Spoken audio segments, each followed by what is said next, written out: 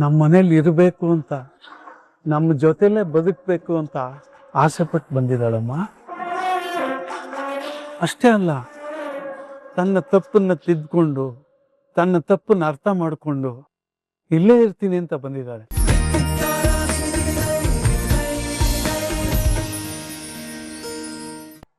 ಅದೇ ಫ್ಯಾಮಿಲಿಗೋಸ್ಕರ ನನ್ನ ಪ್ರಾಣ ತೆಗಿತೀನಿ ಹೊರತು ನಿನ್ನಂತ ಹೆಮ್ಮರಿಗೆ ನಾನ್ ತಾಳಿ ಕಟ್ಟಲ್ಲ. ನನ್ನ ಕೈಲಿ ತಾಳಿ ಕಟ್ಟಿಸ್ಕೊಳೋದಕ್ಕೆ ನಿನಗೆ ಯಾವ ಅರ್ಹತೆ ಇದೆ? ನನ್ನ ತಂಗಿ ಬದುಕು ಬೀದಿಗೆ ಬರದೆ ಆದ್ರೆ ನಿಮ್ಮನ್ನು ಬೀದಿಗೆ ತಂದು ನಿಲ್ಲಿಸ್ತೇನೆ.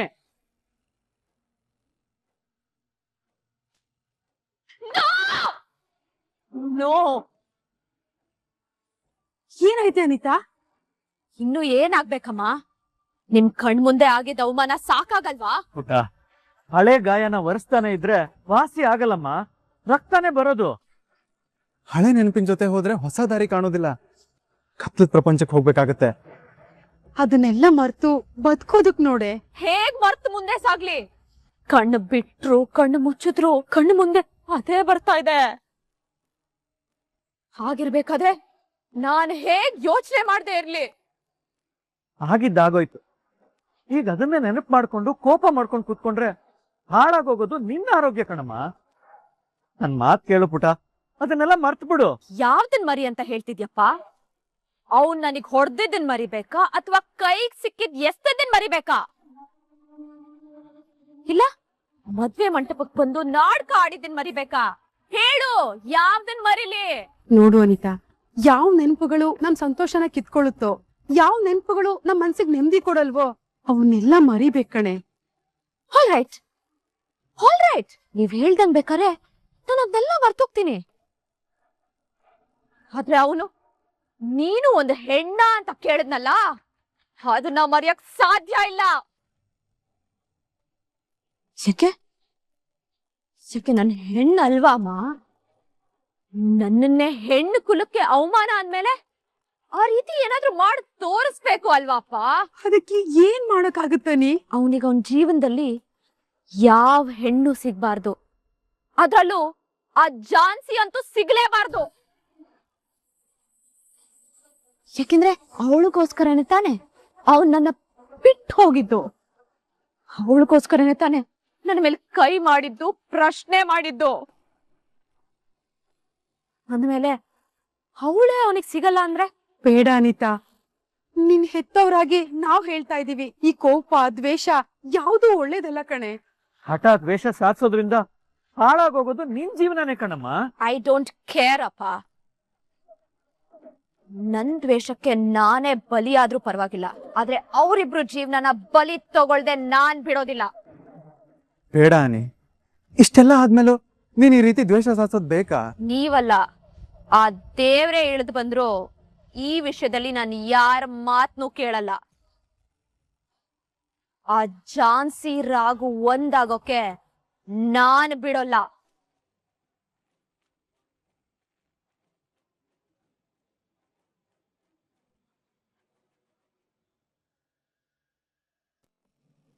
ಡಾಕ್ಟರ್, ಆ ನೆನಪುಗಳೆಲ್ಲ ಮತ್ತೆ ವಾಪಸ್ ಬರುತ್ತಲ್ವಾ? ಅದನ್ನ ಈಗಲೇ ಹೇಳೋದಕ್ಕೆ ಸಾಧ್ಯ ಇಲ್ಲ.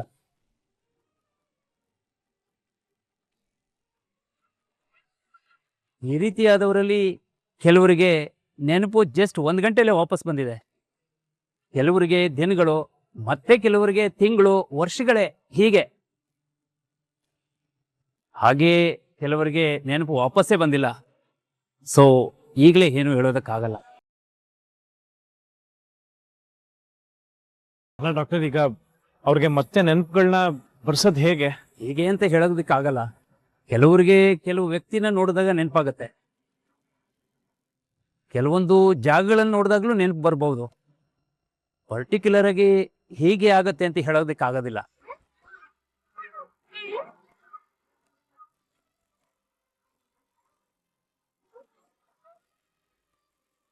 ಡಾಕ್ಟ್ರೆ, ಅವಳ ಜೀವನದಲ್ಲಿ ಅವಳು ಮರ್ತು ಹೋಗಿದ್ದಾಳಲ್ಲ, ಆ ದಿನಗಳೇ ಬಹಳ ಮುಖ್ಯವಾದ್ದು. ಅಂದ್ರೆ ಅವಳು ಮದುವೆ ಆಗಿದ್ದು, ಅವಳು ಬದಲಾಗಿದ್ದು, ಇದೆಲ್ಲ ಒಂದ್ ವೇಳೆ ಅವಳ ಮದುವೆ ಬಗ್ಗೆ ಮಾತಾಡಿದ್ರೆ ಅವಳಿಗೆ ಮತ್ತೆ ಎಲ್ಲ ನೆನ್ಪು ಬರ್ಬೋದಾ? ಆಗುತ್ತೆ ಅಂತಾನೂ ಹೇಳಕ್ಕಾಗಲ್ಲ, ಹಾಗೆ ಆಗಲ್ಲ ಅಂತಾನೂ ಹೇಳಕ್ಕಾಗಲ್ಲ. ಬಟ್ ಪ್ರಯತ್ನ ಅಂತೂ ಮಾಡ್ಬೋದು. ನಾನು ಈಗಲೇ ಆಕೆನ್ ಮಾತಾಡಿಸ್ತೀನಿ. ಸರ್, ಸದ್ಯದ ಪರಿಸ್ಥಿತಿಲಿ ಬೇಡ.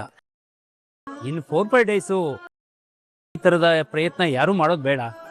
ಸ್ವಲ್ಪ ತಾಳ್ಮೆಯಿಂದ ಇರಿ. ಅಲ್ಲಿವರೆಗೂ ಸ್ವಲ್ಪ ಟ್ರೀಟ್ಮೆಂಟ್ ಕೊಟ್ಟು ಅಬ್ಸರ್ವೇಷನ್ ಅಲ್ಲಿ ಇಡೋಣ. ಅವಾಗ್ಲೂ ಅವ್ರಿಗೆ ನೆನಪು ಬರಲಿಲ್ಲ ಅಂದ್ರೆ ಅವಾಗ ಯೋಚನೆ ಮಾಡಿದ್ರಾಯ್ತು. ಅವರು ಮರ್ತೋಗಿರೋ ನೆನಪುಗಳನ್ನ ತರಿಸೋ ಪ್ರಯತ್ನ ಅಂತೂ ನಮ್ಮ ಕಡೆಯಿಂದ ಆಗುತ್ತೆ. ಮಿಕ್ಕಿದ್ದು ಆ ದೇವ್ರಿಗೆ ಬಿಟ್ಟಿದ್ದು.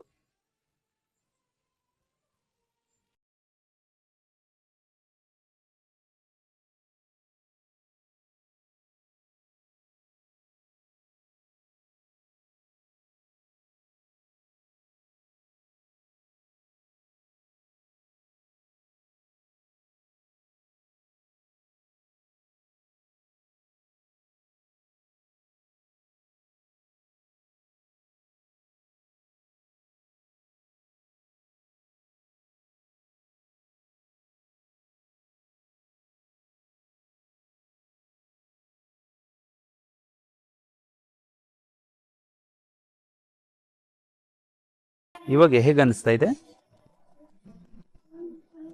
Not bad doctor.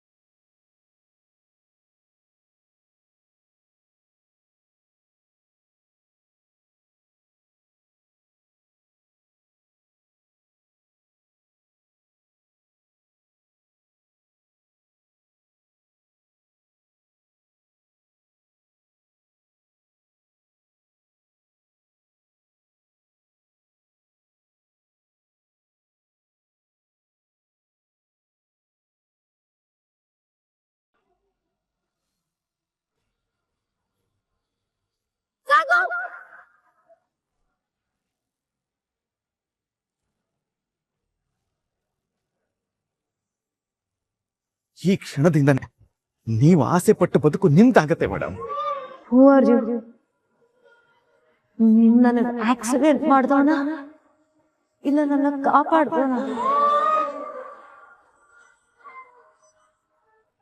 ರಾಘು ಏನೋ ಮಾಡ್ತಿದ್ಯಾ? ತರುಣ, ತರುಣ್ ಅವ್ರೆ, ತಡಿಬಿಡಿ. ಕೋಪದಲ್ಲಿ ಗಾಡಿಗೆ ಯಾಕೆ ಹೊಡಿತೀರಾ? ಅಲ್ಲಿ ಕಲ್ಲಿದೆಯಲ್ಲ, ಅದು ಕೊಡಿರಿ. ಇಲ್ಲ ಮರ ಕೊಡಿ, ಇಲ್ಲ ಅಲ್ಲಿ ಗಾಡಿ ಕಾಣ್ತಾ ಇದೆಯಾ, ಅದಕ್ಕೋಗಿ ತಲೆ ಚಚ್ಕೊ, ಅವಾಗ ಸರಿ ಹೋಗುತ್ತಲ್ವಾ? ಇಲ್ಲ ರಾಮಾಚಾರಿ ಅವ್ರೆ, ಆದ್ರೆ ಸರಿ ಹೋಗುತ್ತಾ? ಸರಿ ಹೋಗಲ್ಲ ತಾನೆ? ಮತ್ ಯಾಕೆ ಇಷ್ಟು ಹತಾಶೆಗೊಳಗಾಗಿದ್ಯಾ? ಇವಾಗ ನನಗೆ ಉಳಿದಿರೋದು ನಿರಾಶೆ, ಹತಾಶೆ ಮಾತ್ರ ಅಲ್ವಾ?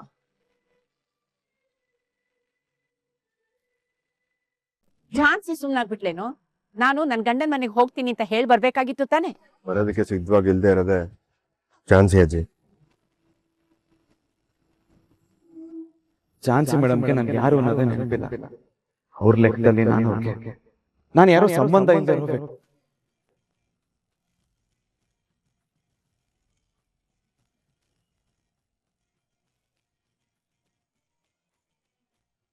ಏನೋ ಹೇಳ್ತಾ ಇದೀಯಾ? ಹೌದು ಅಜ್ಜಿ, ಝಾನ್ಸಿಗೆ ಅವತ್ತು ಆಗಿದ್ದ ಆಕ್ಸಿಡೆಂಟ್ ಇಂದ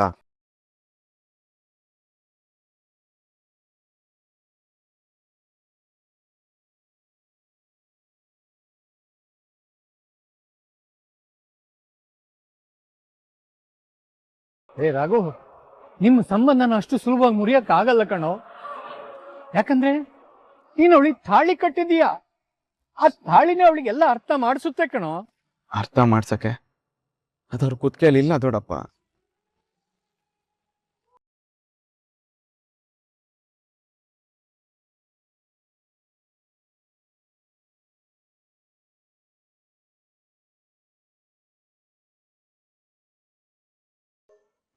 ಅದು ನನ್ನ ಹತ್ರನೇ ಇದೆ ದೊಡ್ಡಪ್ಪ. ಅವತ್ತವರಿಗೆ ಆಪರೇಷನ್ ಮಾಡ್ಬೇಕು ಅಂತ ಹೇಳಿ ಅವ್ರ ಕೊಳ್ಳಲ್ಲಿದ್ದ ತಾಳಿನ ನನಗ್ ಕೊಟ್ಟಾಗ್ಲೇ ಆ ವಿಧಿ ನನ್ನ ಮತ್ತೆ ಅವ್ರ ಮಧ್ಯೆ ಇದ್ದ ಸಂಬಂಧನ ದೂರ ಮಾಡ್ಬಿಡ್ತು ಅಂತ ಅನ್ಸತ್ತೆ. ಅಣ್ಣ, ವಿಧಿ ಅಷ್ಟು ಸುಲಭವಾಗಿ ನಿಮ್ಮಿಬ್ರನ್ನ ದೂರ ಮಾಡೋದೇ ಆಗಿದ್ರೆ ಇಷ್ಟೆಲ್ಲ ಪರೀಕ್ಷೆಗಳನ್ನ ಮೆಟ್ಟಿ ನಿಲ್ಲ ಅವಕಾಶನೇ ಕೊಡ್ತಾ ಇರ್ಲಿಲ್ಲ. ಮದುವೆ ಅನ್ನೋದು ಸ್ವರ್ಗದಲ್ಲೇ ನಿಶ್ಚಯ ಆಗಿರುತ್ತೆ. ಅದನ್ನ ಜಸ್ಟ್ ಒಂದು ಆಕ್ಸಿಡೆಂಟ್ ಹೇಗ್ ದೂರ ಮಾಡುತ್ತೆ? ಹುಚ್ಚಪ್ಪ, ದೂರ ಮಾಡ್ಬೇಕಂತ ಯಾರೆಲ್ಲ ಇಷ್ಟೆಲ್ಲ ಪ್ರಯತ್ನ ಪಟ್ಟಾಗ್ಲೇ ಯಾರಿಂದನೂ ದೂರ ಮಾಡಕ್ಕಾಗಿಲ್ಲ. ಇನ್ ಇವಾಗ ಆಗುತ್ತಾ? ನಿಮ್ಮಿಬ್ಬರ ಸಂಬಂಧ ಮಾನಸಿಕವಾಗಿ ತುಂಬಾ ದೃಢವಾಗಿರೋದು ಕಣೋ, ಮತ್ತೆ ಆಳವಾಗಿ ಬೇರೂರಿರೋದು ಕಣೋ. ಆದ್ರೆ ಅವ್ರ ಮನ್ಸಲ್ಲಿ ನಾನು ನಿಲ್ವಲ್ಲ ಅಜ್ಜಿ.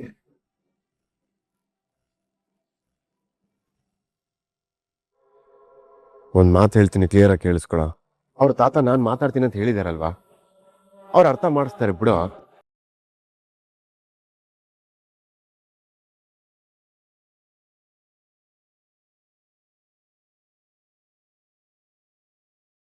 ನೋಡಮ್ಮ,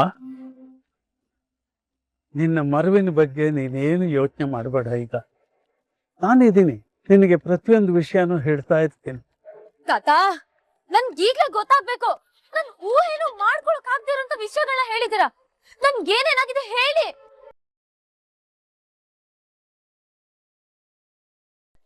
ಹಠ ಮಾಡಬೇಡ ಪುಟ್ಟಿ, ನಾನು ಹೇಳ್ತೀನಿ.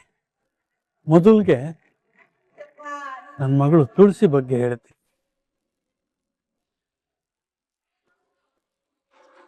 ಅವಳು ನಮ್ಮ ಮನೇಲಿ ಇರಬೇಕು ಅಂತ, ನಮ್ಮ ಜೊತೆಲೇ ಬದುಕಬೇಕು ಅಂತ ಆಸೆ ಪಟ್ಟು ಬಂದಿದ್ದಾಳಮ್ಮ. ಅಷ್ಟೇ ಅಲ್ಲ, ತನ್ನ ತಪ್ಪನ್ನ ತಿದ್ಕೊಂಡು, ತನ್ನ ತಪ್ಪನ್ನ ಅರ್ಥ ಮಾಡಿಕೊಂಡು ಇಲ್ಲೇ ಇರ್ತೀನಿ ಅಂತ ಬಂದಿದ್ದಾಳೆ. ಎಲ್ಲ ಈ ಆಸ್ತಿ ಅಧಿಕಾರ ಯಾವುದು ಬೇಡ ಅಂತ ಹೇಳಿ ನಾವು ಅವಳು ಕೊಟ್ಟಿರೋ ಆಸ್ತಿನೆಲ್ಲ ವಾಪಸ್ ನನಗೆ ತಂದು ಕೊಟ್ಟು, ಪಾ ನಿಮ್ ಪ್ರೀತಿ ಹೊಂದಿದ್ರೆ ಸಾಕು ಅಂತ ಹೇಳಿ ಬಂದಿದ್ದಾಳಮ್ಮ.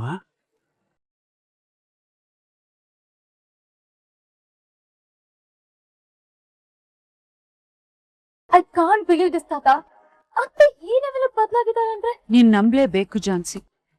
ನಿಮ್ಗಳಿಂದ ಎಲ್ಲ ದೂರ ಆಯ್ತು, ನಿಮ್ಮ ಪ್ರೀತಿ ವಿಶ್ವಾಸನೆಲ್ಲ ಕಳ್ಕೊಂಡು ನಾನ್ ದೊಡ್ಡ ತಪ್ಪು ಮಾಡಿದೆ ಅಂತ ನನಗ್ ರಿಯಲೈಸ್ ಆಯ್ತು. ಅದಕ್ಕೆ ನನಗೇನು ಬೇಡ, ಪ್ರೀತಿ ಒಂದೇ ಸಾಕು ಅಂತ ಇಲ್ಲಿಗೆ ಬಂದಿದ್ದೀನಿ ಜಾನ್ಸಿ. ಹೌದಮ್ಮ ಜಾನ್ಸಿ, ನನ್ನ ಮಗಳು ಸಂಪೂರ್ಣವಾಗಿ ಬದಲಾಗಿದ್ದಾಳೆ. ಅದನ್ನ ನೀನು ಒಪ್ಕೊಂಡಿದ್ಯಾ? ನಿಜವಾಗ್ಲೂ ನಂಗೆ ಇದೆಲ್ಲ ಮರ್ತೋಗಿದ್ಯಾ ಅನ್ನಿಸ್ತಿದೆ. ಈ ಗ್ಯಾಪಲ್ಲಿ ಇಷ್ಟೊಂದೆಲ್ಲ ಆಗಿದ್ಯಾ? ಅಷ್ಟೇ ಅಲ್ಲ ಪುಟ್ಟಿ, ನಿನ್ನ ಜೀವನದಲ್ಲಿ ಇನ್ನೂ ಒಂದು ಮುಖ್ಯವಾದ ಘಟನೆ ನಡೆದಿದೆ. ಅದರಿಂದ ಸಾಕಷ್ಟು ಬದಲಾವಣೆ ಆಗಿದೆ. ಅದೇ ನಿನ್ನ ಜೀವನಕ್ಕೆ ಟರ್ನಿಂಗ್ ಪಾಯಿಂಟ್.